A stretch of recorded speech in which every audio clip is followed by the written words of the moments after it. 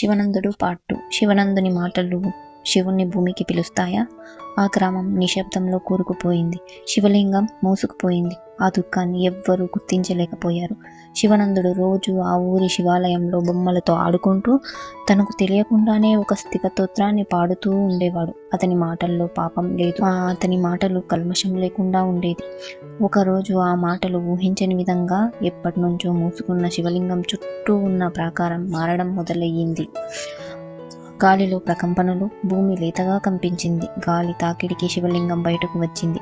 ఆ శివలింగంపై నీలి జ్యోతి ఒకటి కనిపించింది.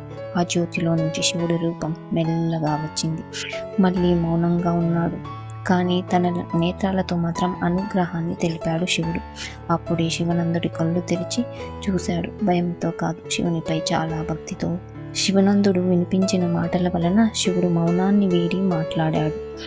మౌనాన్ని శబ్దంగా మార్చే భక్తి నీలో ఉంది శివనంద. నా శాపం నీ గానంలో కరిగింది శివనంద అని శివుడు అభయమిస్తాడు. అప్పటి నుండి ఆ ఊరు నిశ్శబ్దంతో కాకుండా శబ్దాలతో శివుణ్ణి పూజ చేస్తుంది. శివుడు కరుణించాలంటే వేదాలు మంత్రాలు చదవాల్సిన అవసరం లేదు. కల్మషం లేని చిన్న మాట కూడా శివుణ్ణి కదిలిస్తుంది.